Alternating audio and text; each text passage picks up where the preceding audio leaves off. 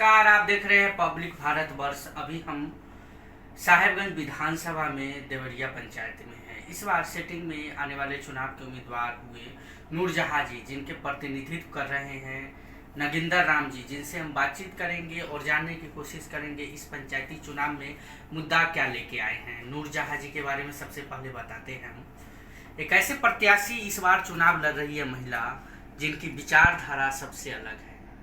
एक बार जरूर मिलिएगा, मिलने का मौका मिलेगा। हम मिल रहे हैं, बातचीत करेंगे और विचारधारा के बारे में भी जानकारी लेंगे कि हमारे समाज में कहीं न कहीं जाति व्यवस्था जो है आज के टाइम में जो हक होते जा रही है, उस पर भी एक बार लोगों को सोचना होगा। लेकिन इस हक की लड़ाई में नूरजहां जी इस बार पंचायती चुनाव में खुद ही है और मुखिया का चुनाव लड़ रही है।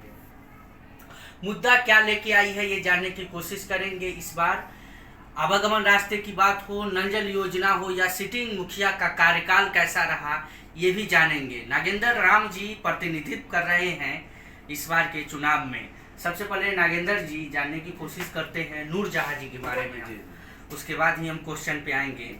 ये नूरजहां जी का जो विचारधारा है, जो चुनाव लड़ रहे हैं, इनकी विचारधारा थोड़ा बताइए हमें।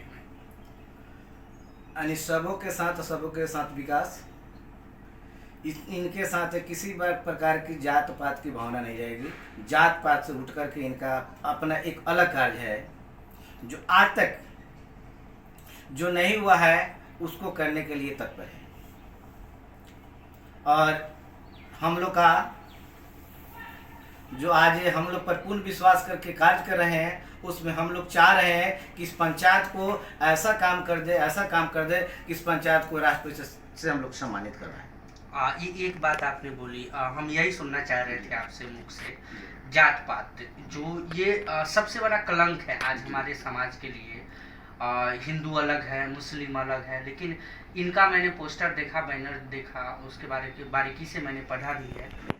कुछ अलग था जो जिसको आकर्षित करता है कि जात पात पर विशेष तौर पे हमला कर रहे हैं कि आज भी हमारे समाज में कुछ ऐसे लोग हैं जो एक मतलब समुदाय को बांट दिया गया है कि आप अलग है, हम अलग है, आपका अलग रहन है, आप हमारा अलग है, हम आपके साथ नहीं रह सकते, आप हमारे साथ नहीं रह सकते। लेकिन इनका जो पोस्टर बैनर मैंने देखा तो कुछ अलग लगा हमें। क्या लगता है इस पंचायत में अगर नूरजहां यहाँ से मुखिया बनेगी, अगर बन के आती है, विशेष तौर पर इनकी एक शुरुआत है, इस शुरुआत को कहीं ना कहीं इस पंचायत में एक भाईचारे के नाते ये काम कायम करने में सफल होंगी? जी बिल्कुल सफल होगी, क्योंकि हम लोग का वही सोच है जो पहले से जो यह भावना जो है, उस भावना को हम लोग हटा दिए हैं और हम लोग इस कार्य को कर रहे हैं जिसमें ना हमको हिंदू चाहिए, ना मुसलमान चाहिए, हमको इस पंचायत को चलाने के लिए एक इंसान चाहिए। उस पर हम लोग एक कार्य कर रहे हैं, उस पर काम कर रहे हैं। दूसरी बात यह है, इस पंचायती चुनाव में मुद्दा क्या लेके आए हैं? मुद्दा तो अनेकों प्रकार के हैं। पहले हमारे गरीबों के साथ जो राशन कार्ड में जो जितनी सारी परेशानी है, हम उस राशन कार्ड दिलवाने का प्रयास करेंगे। अभी तक हमारे वर्तमान मुखिया कार्ड जो आया उसको कार्ड वितरण भी नहीं करें, लेकिन जैसे हम हमारे नूरजहां जी मुखिया बनेगी, हम टोटल कार्ड को आम सभा लगा के वितरण कराने का काम करेंगे। टोटल काम का आम सभा लगा के वितरण करने का काम करेंगे। और जो भी योजना जो चलेगी, हम पब्लिसिटी करके योजना को चलाएंगे और पब्लिक का जो कार्य होगा उसको हर प्रयास करेंगे कि उसको हम परिपूर्ण जो लोग से हम कार्य करें, परिपूर्ण ढंग से काम करेंगे। दूसरी बात ये है, मुद्दा आपने बताया, लोगों की प्रतिक्रिया अच्छी आ रही है, सारा सिस्टम सही है। दूसरी बात ये है कि सिटिंग मुखिया का जो कार्यकाल 5 सालों में कैसा रहा? वह इतना घिनौना कर दिया कि अभी तक जो है ना क्षेत्र में जा रहे हैं तो उनको लोग चारों जगह से जो है ना वॉकआउट कर रहे हैं। इसके पहले बाढ़ में इतना बाढ़ प्रभावित था, लेकिन वर्तमान मुखिया घूमने तक नहीं गए हैं। कोरोना आवर था, कोरोना आवर में भी अपने घर में रह करके जो है ना उल्लू सीधा किए हैं। सरकार की जितनी सारी कोरोना आवर में या बाढ़ आवर में पैसा आया है, वैसे मात्र इन्हें गुने लोगों को जो है ना इसका फायदा उठाया है और बाकी से लोगों को इसका बेनिफिट नहीं मिला। क्या अगर यहाँ से देवरिया पंचायत से, अगर यहाँ से देवरिया पूर्वी से अगर नूरजहां मुखिया बनती है विशेष तौर पे जो भ्रष्टाचार है, दलाली है, आवागमन रास्ते की बात आती हो, नल जल योजना की बात आती हो, या आप अभी बताया है कि जो पैसा जो आती है उस पर भी भ्रष्टाचार है, दलाली है, इस सिस्टम को खत्म करेगी नूरजहां? बिल्कुल बिल्कुल बिल्कुल नूरजहां खत्म करेगी। और इनका पहला सोच है कि इस भ्रष्टाचार को हम खत्म करके ही हम चांस रहेंगे। इस पंचायत में कितनी भ्रष्टाचार है? यानी 80% भ्रष्टाचार इस पंचायत में। इंदिरा आवास में कितना देना पड़ता है? इंदिरा आवास में वही 20,000 25,000।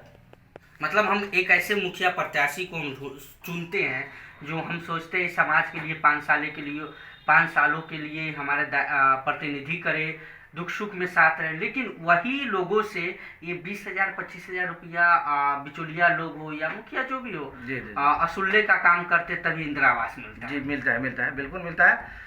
बिना पैसा का किसी भी व्यक्ति का इंदिरा आवास नहीं मिला है, लेकिन इस बार जो सिस्टम बनेगा हम लोग फ्री कॉस्ट इंदिरा आवास कराने का काम करेंगे। 5 सालों के लिए अगर नूरजहां, एक सवाल और, 5 सालों के लिए अगर नूरजहां जी अगर मुखिया बनती है तो क्या हमारे चैनल के माध्यम से आप ये बता सकते हैं कि जो 5 साल का कार्यकाल रहेगा इसमें यहाँ की जनता कोई हिंदू मुस्लिम नहीं होगा, एक भाईचारे के नाते रहेंगे और कहीं ना कहीं यहाँ पर सुरक्षित महसूस करेंगे? जी जी जी।